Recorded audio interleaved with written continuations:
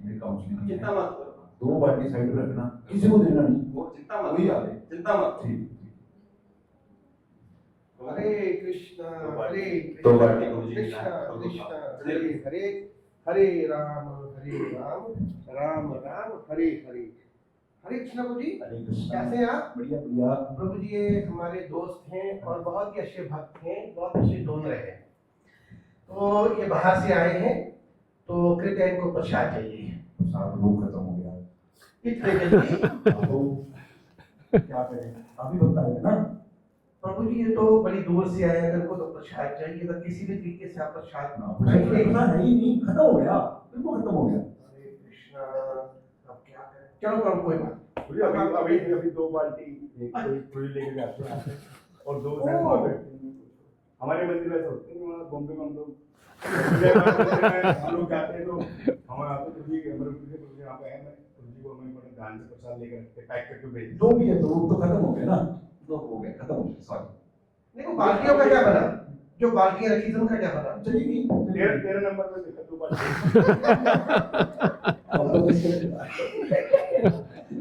देखो जो भी है तो खत्म हो गया, बस आधा नहीं मिल पाएगा। सॉरी। चलो कोई बात नहीं, पर मुझे तो मैं गोविंदा से दे दूंगा।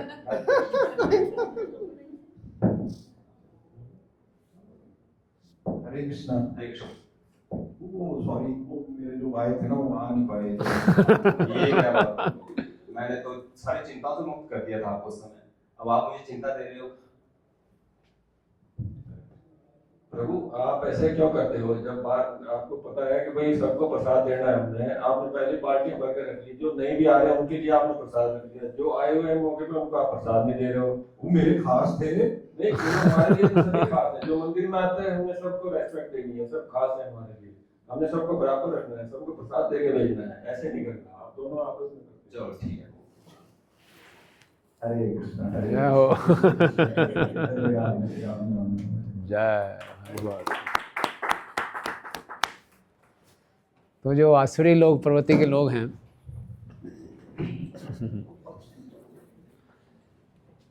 एनक्रोच करते हैं दूसरों के अधिकार में, है ना, एनक्रोचमेंट है। तो प्रसाद तो कृपया सबको बांटना चाहिए, नहीं मैं इसको इकट्ठा करके रख लूँगा, है ना। लिव एंड लेट लिव का प्रिंसिपल नहीं है कि जी और जीने दो, खाली मैं ही जीऊँगा, अपने बारे में सेल्फ सेंटर्ड ही रहेंगे, तो ये आसुरी प्रवृत्ति है, राइट। हिरण्याक्ष चाह रहा था बस मेरा जोर ही चले और कोई मेरे सामने टिके ना, तो ये हम देखते हैं small small tendencies we have, right. Okay, thank you. और कौन बचे हैं? कोई करना चाहेंगे एक और? अभी 3 ड्रामास और बचे हैं। चलो ठीक है, कल कर लेंगे बाकी, right. Okay, no problem. Okay, कौन से श्लोक पे थे हम?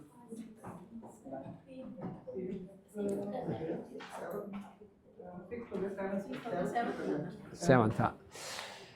तम निर्सरन्तं सलिलादनुद्रुतो हिरण्यकेशोद्वृदं यथा जशा करालदृष्टो शनिनिस्मनो ब्रवीत् गद्भिकं त्वसतां विगहरितम्।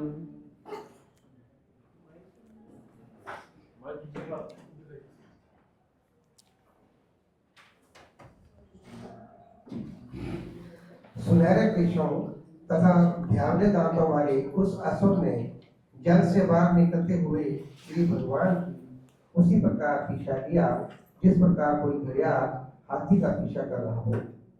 उसने बिजली के समान तर्क कर कहा, क्या तुम अपने ललकारने वाले प्रतिद्वंदी के समक्ष इस प्रकार भागते हुए लज्जित नहीं हो?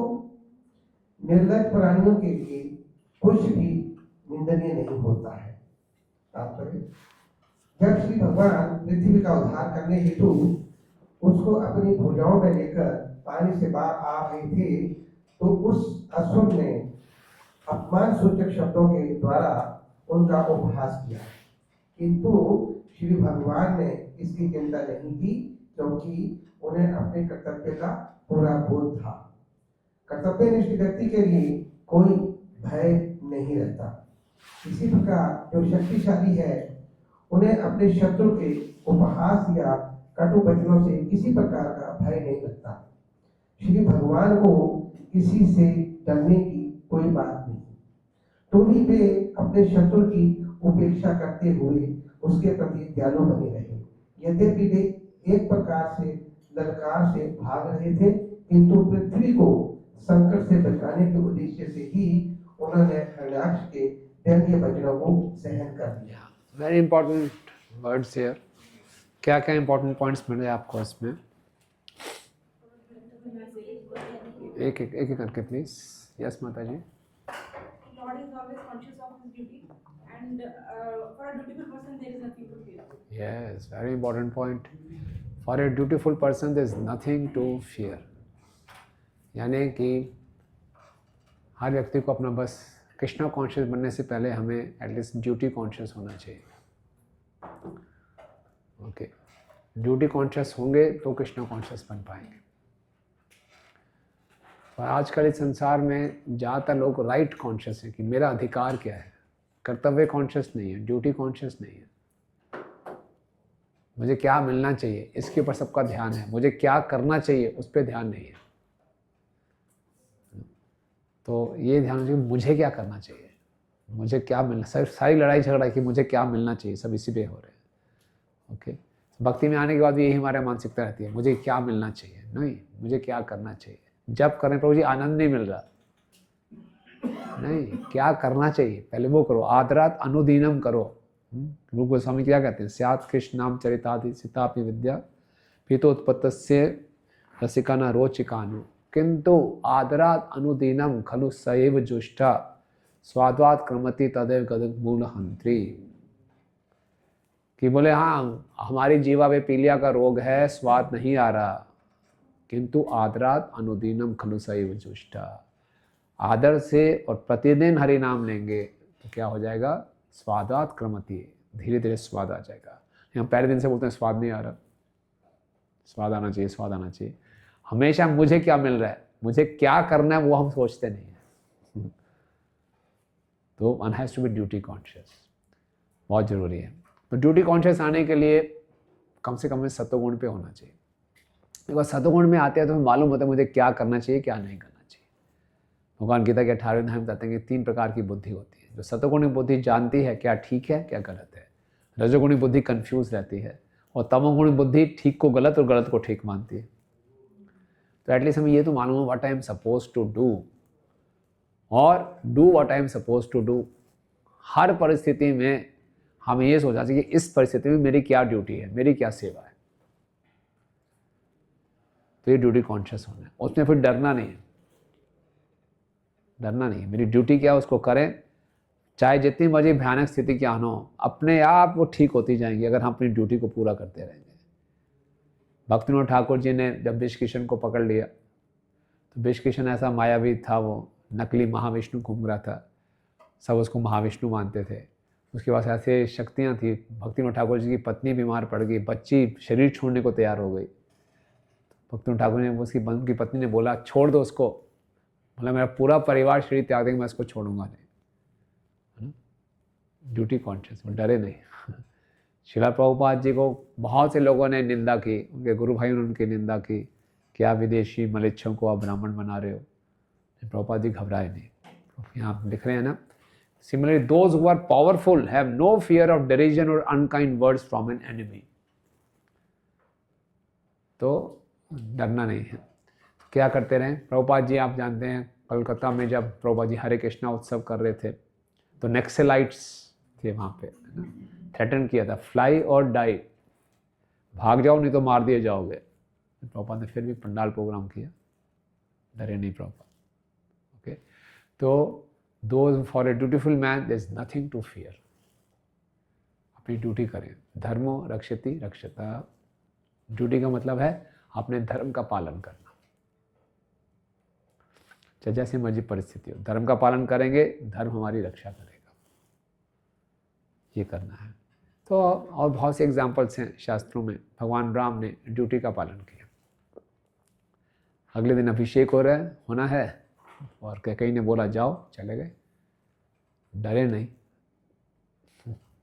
ड्यूटी का पालन किया। ओके, और कौन से उदाहरण याद आते हैं आपको ऐसे? नित्यानंद को जगाए बताई को प्रचार करने थे, तो ये नहीं सोचा कि yes yes very good yes Russia में तो जब भी रशिया में बहुत हमारे Yes, अपने रशिया में को, बहुत yes. लगता है। यस सॉल्टेड ब्रेड हम देखते हैं उस किताब में कितना मतलब कि उनको प्रताड़ित किया गया। जिस गीता के लिए उनका कत्ल किया जाता है जेल में, आज वही गीता उनके प्रेसिडेंट पढ़ देते हैं। हाँ सही बात है, सही बात है, बहुत बड़ी बात है। 95% उनके चांसेस जो थे वापस नहीं आएंगे, एक दूसरे से गले मिल के जाते थे, अब एक दूसरे को देख नहीं पाएंगे फिर भी जाते थे। सोच लिया हाँ वापस आएंगे नहीं ऐसे आप सोचिए। और ये तो एक्सट्रीम नेगेटिव पोजीशन हो गई। एक्सट्रीम पॉजिटिव पोजीशन में भी ड्यूटी को नहीं भूलना। ध्रुव महाराज, उनको भगवत धाम ले जाने के लिए वैकुंठ से विमान आ गया, चलो अभी चलो भाग के चलता, नहीं पहले उन्होंने स्नान किया, तिलक लगाए और वहाँ जितने ऋषि मुनिगण बैठे थे बद्रिकाश्रम, उनको प्रणाम किया, उनसे आशीर्वाद लिया और फिर प्लेन पे बैठे। अपनी माता का वेट किया उन्होंने। नहीं फिर बोला, वेट नहीं किया, पूछे मेरी माँ, बोले वो तो पहले से ही जा रही है, आगे से जा रही है ना। सो ये बात है। तो ये हमें याद रखना है कि हमेशा हम भगवान से रोज़ सुबह उठ के यही प्रार्थना करें कि मैं अपनी कम से कम ड्यूटीज़ को पूरा सही ढंग से कर सकूं। उसके लिए बुद्धि चाहिए। और हम भक्ति में कितना एडवांस कर रहे हैं ये मालूम चलता है कि हर परिस्थिति में हम कैसे रिस्पॉन्ड कर रहे हैं। मेरी ड्यूटी क्या उस समय, हम भूल जाते हैं। प्रकृति के 3 गुणों में बह के, परिस्थितियों के बहाव में हम बह जाते हैं, वो जो हमें करना चाहिए वो नहीं करते।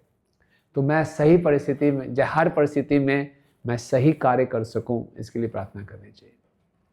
अपनी सही सेवा कर सकूं। हमारा मतलब क्या है? सही कार्य का मतलब सेवा की भावना से सही कार्य कर सकूं, वही भक्ति है। भक्ति का मतलब क्या है? Taking right decisions eight right time.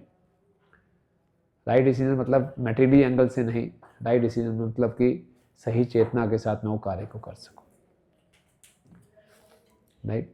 तो इसलिए बहुत आवश्यक है कि हम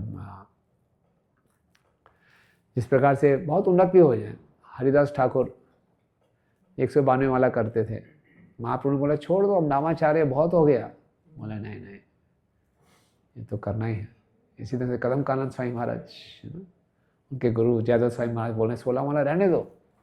बोले गुरु महाराज ये छोड़ के जो मर्जी आज्ञा दे दो।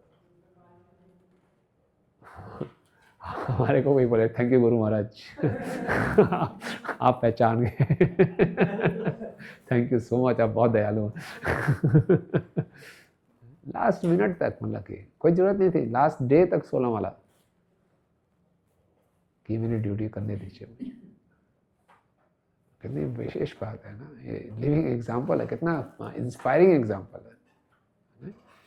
इसलिए सनातन गोस्वामी जी वृद्ध अवस्था में भी परिक्रमा कर रहे हैं, भगवान को आना पड़ा, रहने दो भाई मत करो भगवान ने उनको शिला दे। परम पूज्य गोपाल कृष्ण स्वामी महाराज अंतिम समय तक मंगल आरती और ये ब्यूरो की सेवा के लिए गए, है ना। पहले महाराज सोचे थे मैं नहीं जाऊंगा, बहुत आपने सुना ही होगा, नहीं जाऊंगा नहीं जाऊंगा। फिर सोचे नहीं मैं चंडीगढ़ में शिष्य बनाने चला जाऊं और जब प्रभुपाद जी के आंदोलन की सेवा वो ना करूँगी तो गलत बात है। शिष्य बनाने के लिए तबीयत ठीक हो जाएगी मेरी, वैसे नहीं तो मुझे नहीं जाना। गए और देखिए, और उसमें भी लास्ट डे में उनको बोल रहे थे कि आप लेक्चर दे, बोले मैं लेक्चर नहीं दूंगा। क्यों नहीं देंगे? वो दे दें ये दे दें। तो महाराज बोल रहे हैं पिछले कुछ दिनों से मैं अपनी अर्चना ठीक से नहीं कर पा रहा, तो मैं सोचता हूँ मैं योग्य नहीं हूँ लेक्चर दूँ तो ये ड्यूटी कॉन्शियस है। हम देखते हैं महाराज किसी भी जगन्नाथ यात्रा में स्टार्टिंग से एंड तक लेते थे, ड्यूटी कॉन्शियस होते थे। तो हम तो मौके देखते थे, कहाँ मौका मिले यहाँ निकले वहाँ निकले, बहुत बिजी हैं, ये है वो है। स्टार्टिंग से एंड तक लेते थे और यही एक्सपेक्ट करते थे वो शिष्यों से। महाराज हमसे ज़्यादा बिजी होते थे इतने सारे, लेकिन फिर भी पूरा ड्यूटी कॉन्शियस, अपनी जिम्मेदारी मानते थे, उसको पूरा निभाते थे। राइट, इट्स वेरी इंपॉर्टेंट कि हम कृष्णा कॉन्शियस तभी हो पाएंगे and at least we are duty conscious. और ड्यूटी पूरा करने के लिए वी शुड बी बोल्ड, है ना। कोई बात नहीं, अगर कुछ कष्ट भी आएंगे कोई दिक्कत नहीं है, कोई दिक्कत नहीं, हम उसको करेंगे पूरा, राइट। एनी क्वेश्चंस और कमेंट्स? लेकिन इस ढंग से ड्यूटी नहीं करने की क्या है वो धर्म शीर्षता पुंस विश्वक सेन कथा सुया ना उत्पादे यदि रतिम शमेव केवलम। एक भौतिकवादी व्यक्ति भी लगता है जी हाँ ये बहुत अच्छी बात बताई आपने, कर्तव्य करना चाहिए, तो उसका कर्तव्य का मतलब क्या होता है? अपनी बस भौतिक जिम्मेदारियों को निभाना। तो ऐसी ड्यूटी करने का कोई फायदा नहीं है जिसमें भगवान के प्रति रति उत्पन्न हो। वो क्या है? श्रम एव ही केवल। तो हमारी ड्यूटीज़ हैं, हम जॉब कर रहे हैं, हम बिजनेस कर रहे हैं, वो भी हमारी ड्यूटी है, यस, लेकिन उसको इस ढंग से करना है कि भगवान के प्रति हमारी रुचि बढ़े। जिसका उल्टा मतलब ना, ठीक है आपने बोला था ड्यूटी कॉन्शियस है, तो अब तो ऑफिस में घुस गया मैं फाइलों के अंदर, पूरा ड्यूटी कॉन्शियस हो गया। लेकिन ऐसा ड्यूटी कॉन्शियस नहीं होना। ड्यूटी कॉन्शियस होने का मुख्य उद्देश्य क्या है? अपनी ड्यूटीज़ को इस ढंग से करना है कि कृष्ण के प्रति हमारी रुचि बढ़े। अन्यथा क्या है? श्रम एव ही केवलम, उसका क्या फायदा, राइट। इवन जो जरासंध असुर था वो भी एक तरह से बहुत कर्तव्यनिष्ठ गृहस्थ था। उसका था कि कोई भी मेरे दरबार में आएगा खाली हाथ नहीं जाएगा सब ब्राह्मणों को मैं भिक्षा दूंगा। इसलिए भगवान श्री कृष्ण अर्जुन और भीम के साथ ब्राह्मण बन के गए। ये है, इसलिए कर्ण भी बहुत कर्तव्यनिष्ठ था कि मैं दान जरूर दूंगा, राइट। लेकिन भगवान गीता में क्या कहते हैं? अल्टीमेट ड्यूटी क्या है? क्या अल्टीमेट ड्यूटी हमारी? सर्वधर्मान परित्याज्य मामेकं शरणं व्रज। अल्टीमेट ड्यूटी की तरफ बढ़ना है, राइट। ये स वै पुंसो परो धर्म यथा भक्ति अधोक्षजे, वो हमारी परम कर्तव्य है। ओके, एनी कमेंट्स और क्वेश्चंस किसी का है? यस माता जी। कई बार प्रभु जी हम जैसे किसी को प्रचार करते हैं तो वो कहते हैं कि जैसे कि हम अपनी ड्यूटी अच्छे से कर रहे हैं ऑफिस में, घर में, समाज में, तो हमें भक्ति करने की जरूरत नहीं है, माला वही ना, कितना वही तो कोई लोग बोलते हैं कि बस आपने बच्चों को सेटल कर लो, वही हमारा काम हो गया। यही सोचते हैं बच्चों का विवाह कर दो, हमारा काम पूरा हो गया। लेकिन जानते नहीं कि माता पिता की ड्यूटी क्या है? बच्चों को चाहे मृत्यु के चक्कर से मुक्त करना, है ना। तो ऐसी ड्यूटीज पूरा करने का कोई लाभ ही नहीं है जिससे हमारी भक्ति में रुचि ना बढ़े। फिर भी हमें राजी नहीं कर सकते भक्ति करें, वो कहते हैं नहीं हमारे तो यही ड्यूटी है। हाँ, तो भक्ति में श्रद्धा तभी आएगी जब उसकी सुकृति इकट्ठी हो जाएंगी। फिर भी हमें कोशिश करते रहना चाहिए। जितनी बारी वो भक्तों से मिलेंगे उनको कुछ ना कुछ सुकृति मिल रही है। हम उनको प्रसाद देते हैं, उन्होंने भक्तों के दर्शन किए, कुछ सुना, तो कुछ ना कुछ उनकी घास जो गीली है वो सूख रही है, एक न दिन वो आग पकड़ लेंगे। हम सब भी ऐसे ही थे, हम सब भी ऐसे, सब ऐसे ही थे, इसी प्रोसेस से गुजरे हम सब। और कुछ? यस माता जी। ड्यूटी को कैसे, मतलब जैसे आप कह रहे हैं कि हाँ ड्यूटी होना चाहिए, मैं मतलब एक फैक्ट है, लेकिन हम प्रैक्टिकल एप्लीकेशन कैसे लेंगे इसकी? कैसे? जैसे मैं जॉब करती हूँ तो मैं कैसे, मतलब अपने ऑफिस की ड्यूटी को मैं कैसे लिंक कर सकती हूँ कि हाँ जैसे विभक्ति में प्रोग्रेस हो? यस, बताइए जी, कौन बताएगा माता जी को? ऑफिस में पहला प्रैक्टिकल क्वेश्चन, ऑफिस की ड्यूटीज को कैसे करें कि कृष्ण के प्रति रति उत्पन्न हो।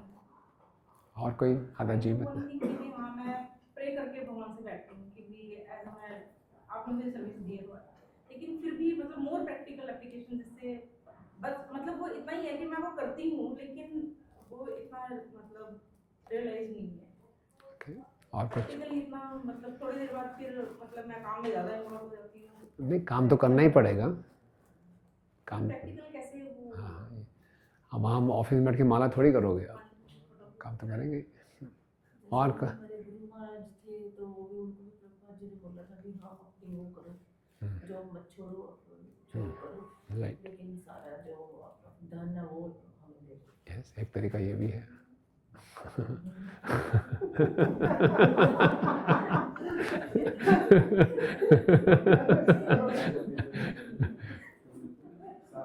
Brilliant idea. Good. Yes, Prabhu ji. Sandwich philosophy जो करते हैं, अच्छा. मॉर्निंग और इवनिंग इतनी अच्छी साधना करो तो दिन में हम वो कृष्ण को भूल ही ना पाए, ऑलवेज रिमेंबर कृष्ण नाम। Yeah, बहुत अच्छा. Very good point. Very good point. Yes. तो मॉर्निंग प्रोग्राम अच्छा करके चाहिए अगर पॉसिबल है तो. माता जी लोगों को ये मुश्किल होता है सब कुछ करना, बट स्टिल जितना आप बेस्ट ट्राई कर सकें. यस माता जी. जैसे क्या होता है कि आसपास कुछ ऐसे भी जो लोग थोड़ा बहुत जिनको रहता है कि जो भक्ति के लिए प्रेरित कर सकते हैं, ताकि जब हम अगर ऑफिस में भी हैं तो अगर उनसे नॉर्मली बात कर रहे हैं तो बीच में हम उनको भक्ति का जाड़े देखो तारे कहो प्रसाद खिला सकते हैं। प्रसाद खिला सकते हैं. So start the day very nicely. Well begun is half done. तो सबसे पहले क्या करें, अच्छा मॉर्निंग प्रोग्राम करें. अच्छा मॉर्निंग प्रोग्राम इस ढंग से करें कि उसकी जो सुगंध है पूरे दिन में रहे. कुछ ना कुछ पढ़ के जाएं, कुछ ना कुछ सुन के जाएं, माला को अटेंटिवली करने का प्रयास करें, है ना. उसकी सुगंध लेकर जाएं ताकि जो भी आपके संपर्क में आ रहा है उसको लगे कि ये व्यक्ति कुछ अलग है. ओके. अगर हमारा मॉर्निंग प्रोग्राम ठीक नहीं है ना तो हम जाएंगे तो हम मटेरियल वर्ल्ड की दुर्गंध से प्रभावित हो जाएंगे, और फिर अगले दिन हम चैंटिंग करते हैं तो हम मटेरियल वर्ल्ड की दुर्गंध को लेकर आते हैं. वही गंदगी चल रही होती है. तो ये पहले अच्छा मॉर्निंग प्रोग्राम, और ऑफिस में बड़ी ईमानदारी से कीजिए. जो सेवा करते हैं आप करते रहिए. बीच में जहाँ मौका मिले आप लोगों को कृष्णा कॉन्शियस में लाने का प्रयास कीजिए. प्रसाद रखिए, छोटी बुक्स रखिए अपने साथ. लंच ब्रेक वगैरह कुछ होता है फिर से कुछ पढ़ लीजिए, कुछ प्रचार की सेवा कर लीजिए, ऑफिस की सेवा वो करते रहिए, है ना. आसपास वातावरण है.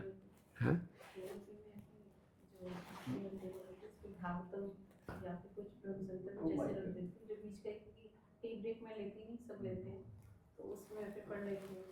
फिर जो दो से बीच पर जो टाइम होता है जब पेशेंट इन्वेस्टिगेशन लेके आते हैं वहाँ पर थोड़ा गैप होता है तो पढ़ लेते हैं. इसलिए से मैंने कई बुक्स थोड़ी खत्म भी करी. Yes, very nice. बुक्स पढ़ लीजिए, श्लोक याद कर लीजिए, प्लानिंग कर लीजिए. शाम की कोई सेवाएं, कुछ सेवाएं रखिए अपने पास, उसकी प्लानिंग कर लीजिए. बीच में फ़ोन कर लीजिए सेवा के, कुछ भी है तो अल्टीमेट लक्ष्य रहेगा कि हाँ.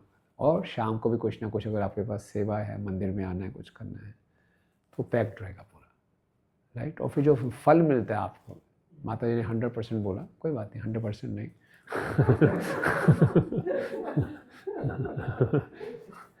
कुछ ना कुछ जरूर दीजिए. रिकमेंडेड 50% है, but what ever you can give वो जरूर कीजिए. वो करना बहुत ज़रूरी है. सो जो भी हमें प्राप्त हो रहा है वो फल भी दे रहे हैं, अपनी कॉन्शियसनेस को भी इन्वेस्ट कर रहे हैं, तो करते रहिए.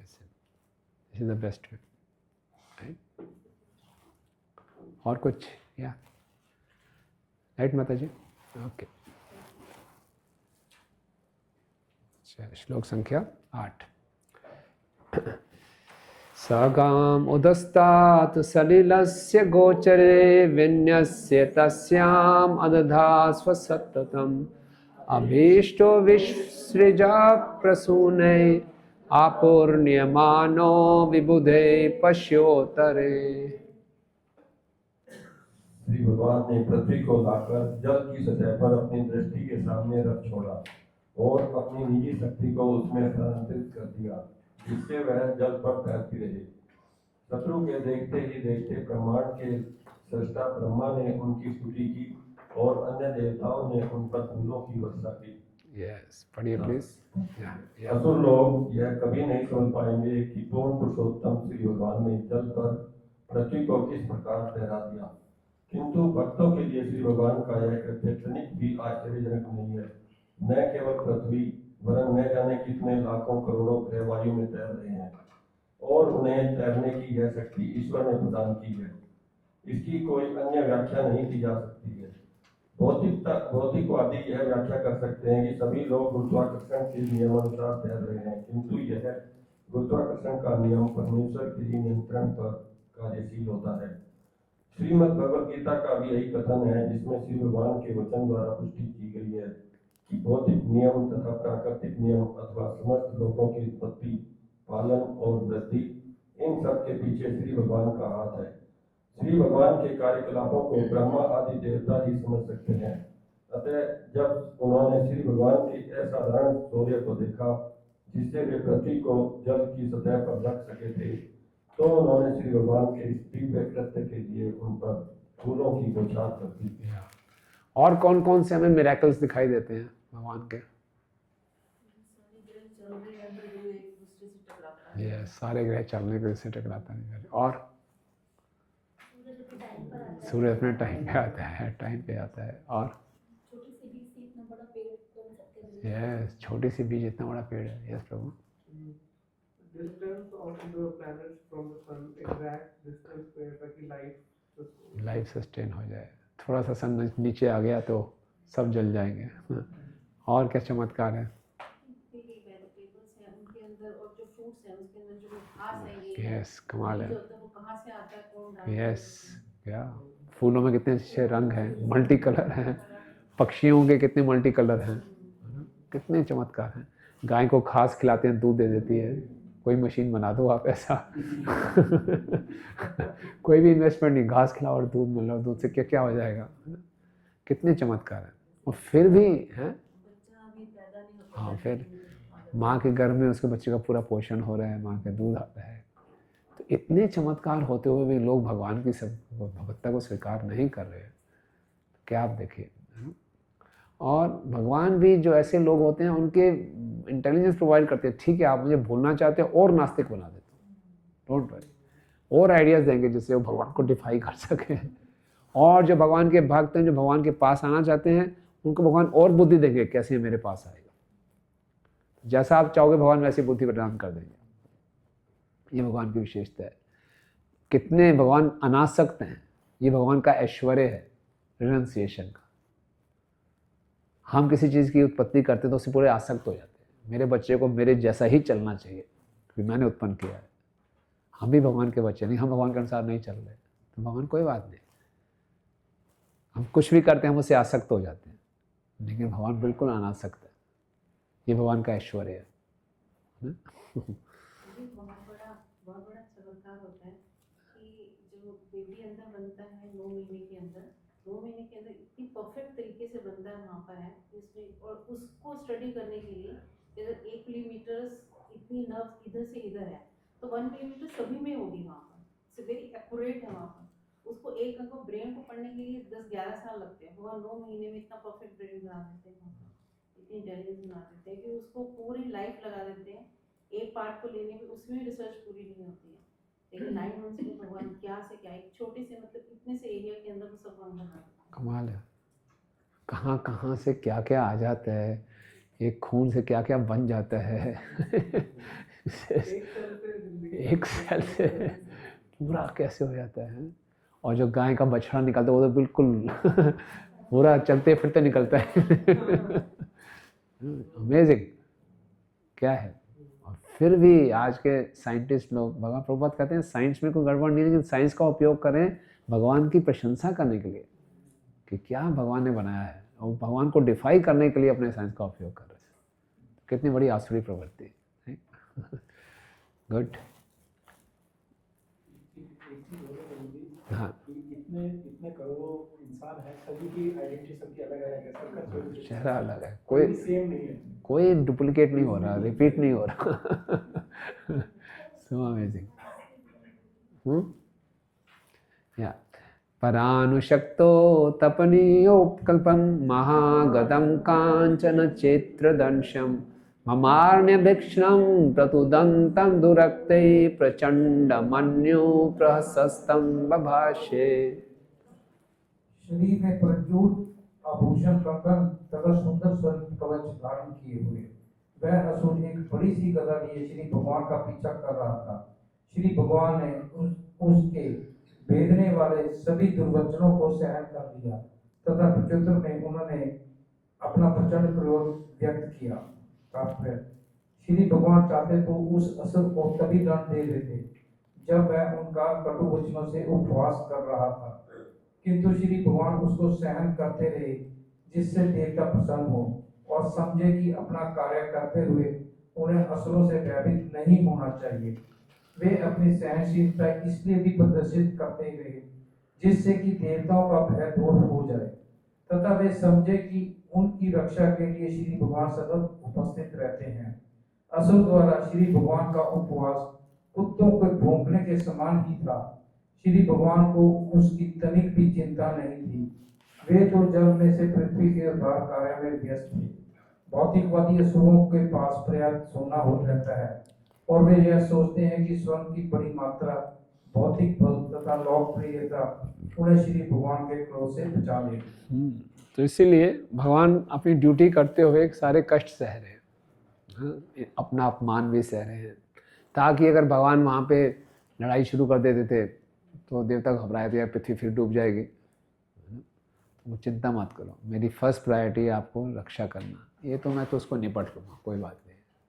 तो इसीलिए हम भी संकीर्तन में जाते हैं, भक्ति करते हैं, लोग हमें उल्टे सीधे शब्द बोल सकते हैं, तो मैं जस्ट टॉलरेट, प्रणाद पिसोनिचंतरों उनसे लड़ाई झगड़ा नहीं करना, टॉलरेट करके अपने काम पे फोकस करना, इसको कर दें, निपटा दें, फिर भगवान इसको जवाब देंगे अच्छे से।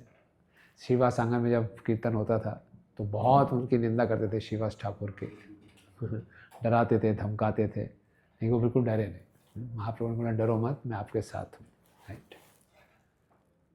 श्री भगवान उवाच सत्यम वयंभो वनगोचरा मृगा युष्मद्विधान मृग्य ग्राम सिंहान नामृत्युपाशय प्रतिमुक्तस्य वीरा विकथनम तौ गृह्णन्ति अभद्र।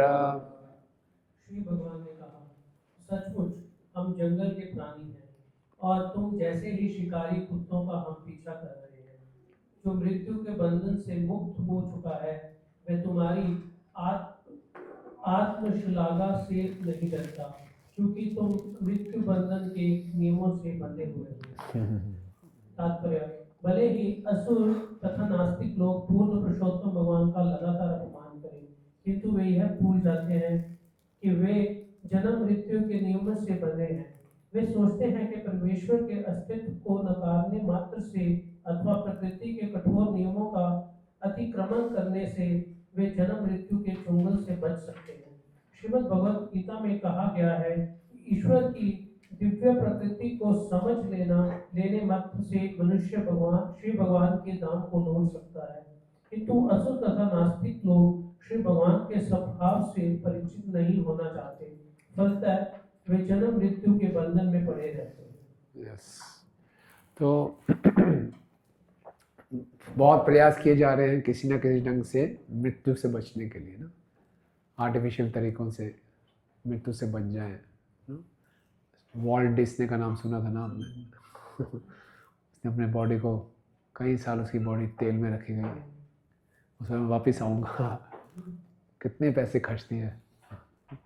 तो कभी भी कोई मृत्यु से बच नहीं सका, केवल भगवान की कृपा से ही हम मृत्यु से बच सकते हैं। और असली जो हमारी विजय है वो मृत्यु के ऊपर विजय है। इस संसार की हार जीत कोई हार जीत नहीं है।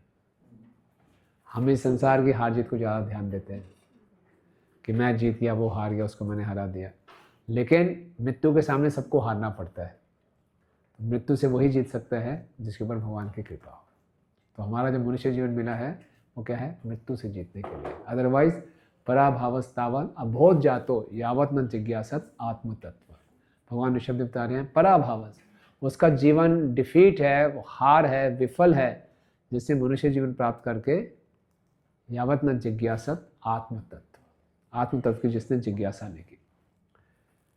जब आत्मतत्व की जिज्ञासा करेंगे तो हम जन्म मृत्यु के चक्कर से मुक्ति पाएंगे। जन्म कर्म च मे दिव्यम एवं वेति तत्वत, तो वो सबसे आसान तरीका है। लेकिन अब जब आसुरी लोग हैं वो सोच रहे हैं हम अपने आप अमर बन जाएंगे, तो अपने प्रयासों से हम अमर नहीं बन सकते। राइट। एते वयम न्यासरहार शोकसाम गतह्यदया द्रावितस्ते तिष्ठामयथापि कथंचिदाजौ स्थेयं क्वयामो बलिनोत्पाद्यवरम्। निस्संदेह मैंने रसातल वासियों की धरोहर चुरा ली है और सारी शर्म खो दी है। यद्यपि तुम्हारी शक्तिशाली गदा से मुझे कष्ट हो रहा है, किंतु मैं जल में कुछ काल तक और रहूंगा, क्योंकि तुम जैसे पराक्रमी शत्रु से शत्रुता ठान कर अन्यत्र जाने के लिए मेरे पास कोई ठोर भी नहीं है। तात्पर्य, असुर को समझ लेना चाहिए था कि ईश्वर को किसी दूसरे स्थान में नहीं भगाया जा सकता था, क्योंकि वह सर्वव्यापी है। असुर अपनी अधिकृत भूमि को अपनी संपत्ति मानते हैं, किंतु वास्तव में प्रत्येक वस्तु पूर्ण पुरुषोत्तम भगवान की है। वह जब चाहे कोई भी वस्तु ले सकता है। यस, भगवान दोनों कर सकते हैं। भगवान जरासंध के साथ युद्ध भी लड़ा और भाग भी गए। भगवान की इच्छा है, रणछोड़ भी कहलाए और भगवान ने लड़ाई भी लड़ी। भगवान कह रहे मैं तो नहीं जाऊंगा क्योंकि मैंने आपसे युद्ध लड़ना है। आप भगवान उसको सुना रहे हैं, है ना। ओके, त्वं पद्रथानं किल योथपाधिपो घटस्वनो वस्वस्तस्य आश्वनुः संस्थाप्य चास्मान् प्रमजाशु स्वकानं यस्वां प्रतिज्ञां नाति पिपर्त्य विसभ्य। तुम पैदल सेना के नायक के समान हो, अतः तुम शीघ्र ही हमें हराने का प्रयत्न करो। तुम अपनी अनावश्यक बातों को बंद कर दो और हमारा वध करके अपने संबंधियों की चिंताओं को मिटा दो। कोई भले ही गर्वित हो, किंतु यदि वह अपने दिए गए वचनों प्रतिज्ञा को पूरा नहीं कर पाता तो सभा में आसन प्राप्त करने का पात्र नहीं है। कोई असुर भले ही शूरवीर हो और विशाल पैदल सेना का नायक हो, किंतु पूर्ण पुरुषोत्तम भगवान के सामने वह शक्ति नहीं करता है और उसकी मृत्यु अवश्यंभावी है। अतः श्री भगवान ने असुर को ललकारा कि भागो नहीं, अभी तो उनका वध करने का अपना वचन पूरा करो। तुम्हारे आचार्य बताने का एक और मतलब भी है कि आप तो प्रेम से भरे हुए हो और आपने ये असुर बन के आए हो मुझे आनंद देने के लिए। तो अगर आप अपने प्रॉमिस नहीं रखोगे तो फिर आप मेरे साथ रहने योग्य नहीं हो, ठीक है ना। That it. मैत्रेय उवाच सोऽधिक्षिपितो भगवता प्रलर्दमश्च रुषा वृषम् आजोहारणवनं क्रोधं क्रीड्यमानो हिराणिव। श्री मैत्री ने कहा, जब श्री भगवान ने राक्षस को इस प्रकार ललकारा तो वह क्रुद्ध और क्षुब्ध हुआ और क्रोध से इस प्रकार कांपने लगा जिस प्रकार छेड़ा गया हुआ वृषा सर्प। सामान्य पुरुषों में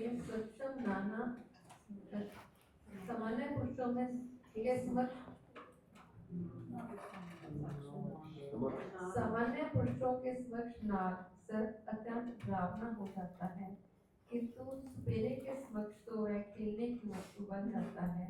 इसी तरह भले ही कोई असुर अपने प्रभाव क्षेत्र में कितना ही शक्तिशाली क्यों न हो, किंतु भगवान के समक्ष वह निरीह होता है।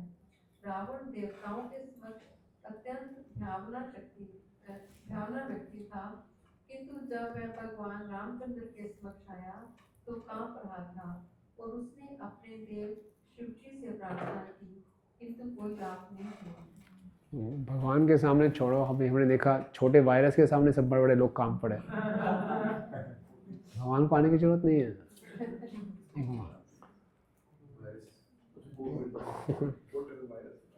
तो क्या है, कुछ भी नहीं है।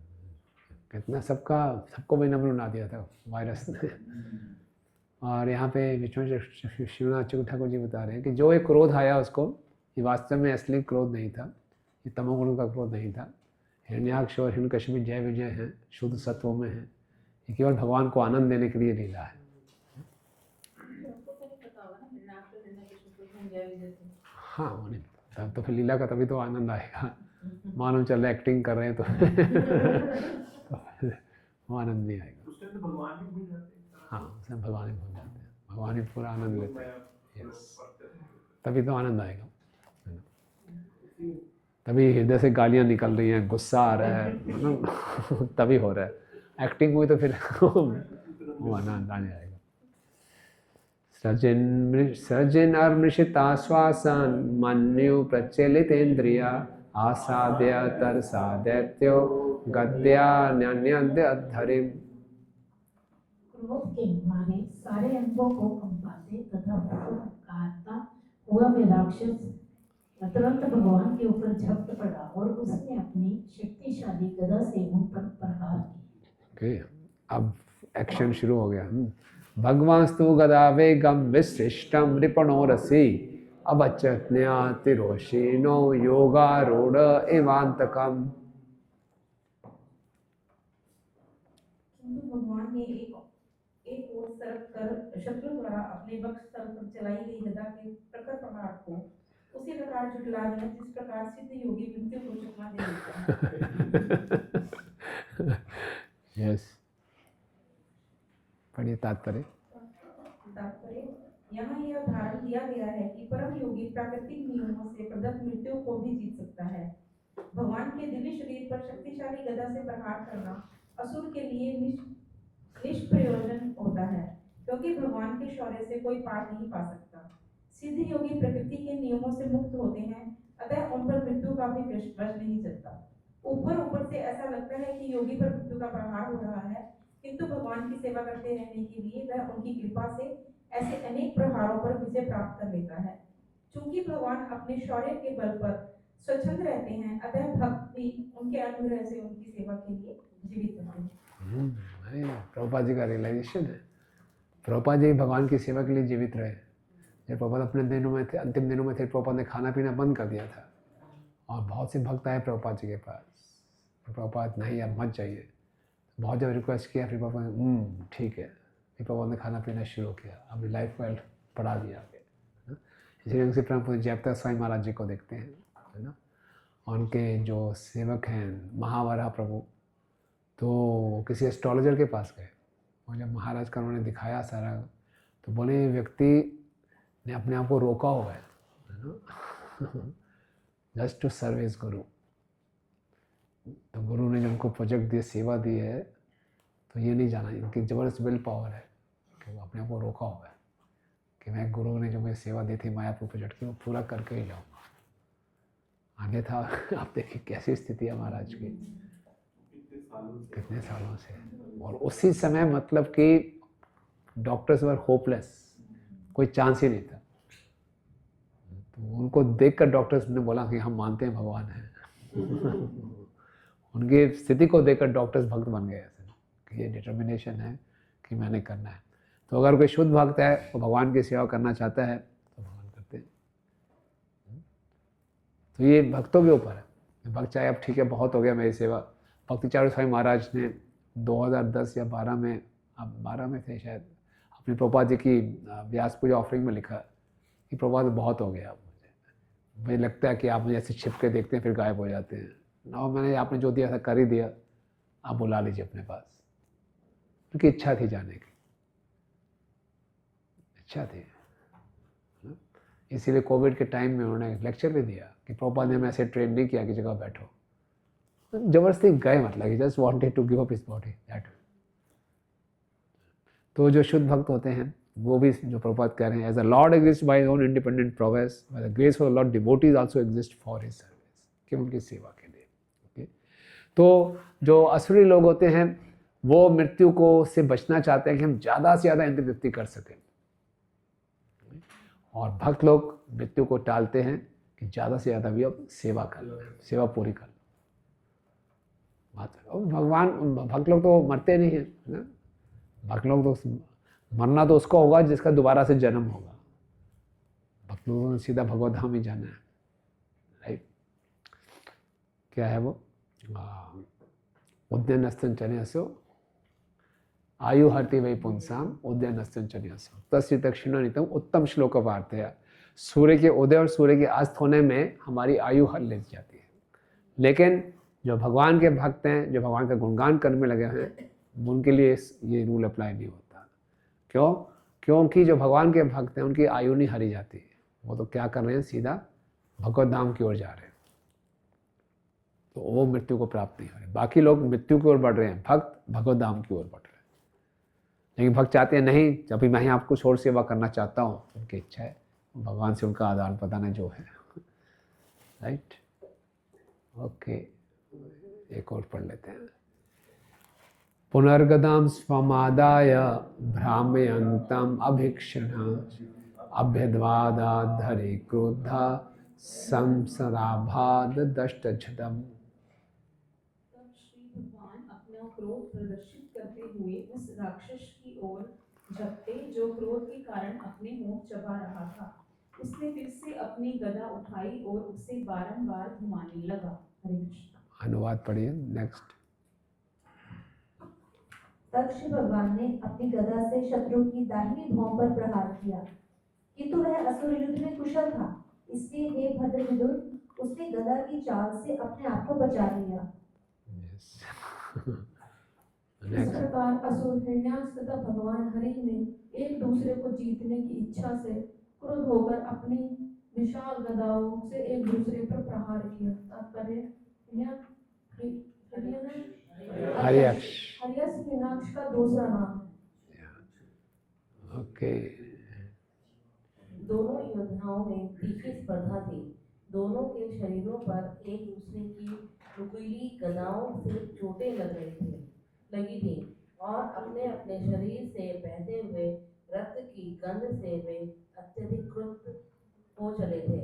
जीतने की उत्कंठा से वे विभिन्न प्रकार की चालें चल रहे थे और उनकी यह मुठभेड़ वैसे ही प्रतीत होती थी जैसे किसी गाय के लिए दो बलवान सांड लड़ रहे। ओके। यहाँ पर पृथ्वी लोक को इला कहा गया है। पृथ्वी पहले इलाव्रत वर्ष कहलाती थी और जब महाराज परीक्षित ने पृथ्वी पर शासन किया तब यह भारतवर्ष कहलाती थी। वास्तव में भारतवर्ष पूरे ग्रह का नाम है, किंतु कालांतर में भारतवर्ष से भारत इंडिया का बोध होने लगा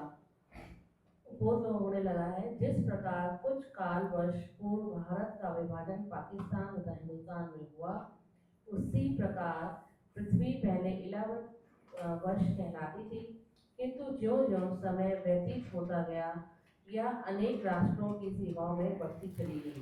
जय, ठीक है, यहीं पे विराम देते हैं। जय वरा भगवान की जय, शिव प्रभुपाद की जय। कल तक वेट कर भगवान का व्रत कब करेंगे? हाँ, कल तक तो वेट कर। नहीं नहीं, अभी तो फाइट चलने दो। आनंद आने दो।